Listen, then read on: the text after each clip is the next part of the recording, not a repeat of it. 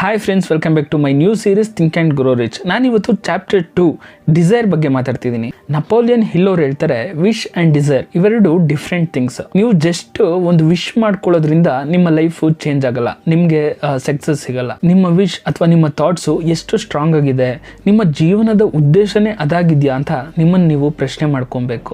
ಮತ್ತು ನೀವು ಅದ್ರ ಮೇಲೆ ವರ್ಕ್ ಮಾಡ್ತಾ ಹೋಗ್ಬೇಕು. ಆವಾಗ ಆಟೋಮೆಟಿಕ್ ಆಗಿ ಆಪರ್ಚುನಿಟೀಸ್ಗಳು ನಿಮಗೆ ಅಟ್ರಾಕ್ಟ್ ಆಗ್ತವೆ. ನಮ್ಮ ಜೀವನದಲ್ಲಿ ನಾವೇನಾದರೂ ಪಡ್ಕೊಬೇಕಂದ್ರೆ ನಾವು ನಮ್ಮ ಕಂಫರ್ಟ್ ಝೋನಿಂದ ಹೊರಗಡೆ ಬರಬೇಕು.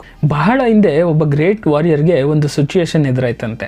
ಅವನು ಅವನ ರಾಜ್ಯಕ್ಕಿಂತ ಅವನ ಸೈನ್ಯಕ್ಕಿಂತ ದೊಡ್ಡ ಸೈನ್ಯವುಳ್ಳ ಒಂದು ರಾಜ್ಯದ ಜೊತೆಗೆ ಯುದ್ಧ ಮಾಡುವಂಥ ಪರಿಸ್ಥಿತಿ ಬಂದಂತೆ. ಆಗ ಆ ರಾಜ ಅವನ ಸೈನ್ಯನೆಲ್ಲ ಕರ್ಕೊಂಡು ದೊಡ್ಡ ದೊಡ್ಡ ಹಡಗುಗಳಲ್ಲಿ ಅವನ ಪಕ್ಕದ ರಾಜ್ಯಕ್ಕೆ ತಲುಪನಂತೆ. ಬೋಟ್ಗಳಿಂದ ಸೈನಿಕರೆಲ್ಲ ಕೆಳಗಿಳಿದ ಮೇಲೆ ಅವರು ಬಂದಂಥ ಅಷ್ಟು ಬೋಟ್ಗಳನ್ನು ಸುಟ್ಟು ಹಾಕಿ ಅನ್ನುವಂಥ ಒಂದು ಆದೇಶನ ಕೊಟ್ಟನಂತೆ. ಮತ್ತೆ ತನ್ನ ಸೈನಿಕರಿಗೆ ಹೇಳಿದಂತೆ,